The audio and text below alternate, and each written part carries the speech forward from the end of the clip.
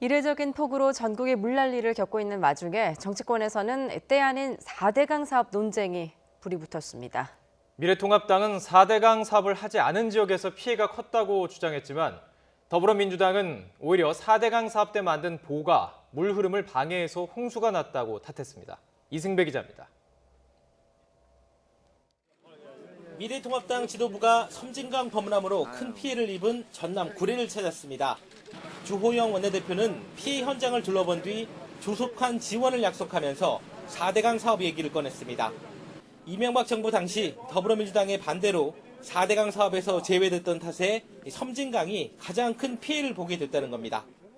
4대강 사업하지 않은 섬진강 수계에서 가장 많은 피해가 생겼고 4대강 사업한 지역은 낙동강의 일부 구간 제방이 약한 데만 터졌지 나머지 지역은 수년째 4대강 사업 이후에 이 범람이라든지 물 피해가 없고 사망자 수도 줄었는데 하지만 여당은 정반대의 주장을 내놨습니다. 이번 호우에 낙동강이 넘친 것은 4대강 사업 때 세운 보가 물 흐름을 방해하고 있기 때문이라는 겁니다. 그러면서 과거 감사원도 4대강 사업은 홍수 예방이 아닌 한반도 대운하의 사전 작업이라는 결론을 냈다고 강조했습니다. 4대강 사업은 효과가 없기 때문에 사업 추진 당시부터 환경장치 등은 지류지천 정비부터 해야 한다고 주장했습니다. 만약 22조 원의 예산으로 지류지천을 정비했다면 홍수로 인한 인명 재산 피해를 상당히 줄일 수 있었을 것입니다. 4대강 사업이 여야의 정쟁으로 비화한 가운데 문재인 대통령도 입장을 내놨습니다.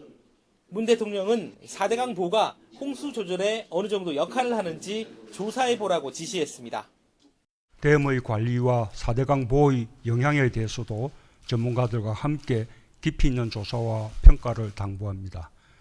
4대강 보가 홍수 조절에 어느 정도 기여하는지를 실증적으로 분석할 수 있는 기회이기도 합니다. 그동안 문재인 정부는 4대강 사업이 생태계 교란 등을 초래한다는 이유로 보해체 필요성을 제기해왔습니다.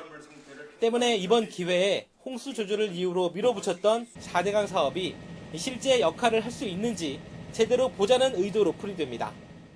다만 4대강 사업에 대한 현실적 평가의 필요성과는 별개로 엄청난 규모의 비 피해가 발생한 가운데 정치권이 이념적 논쟁에만 골몰한다는 비판은 이번에도 피하기 어려울 것으로 보입니다. YTN 이승배입니다.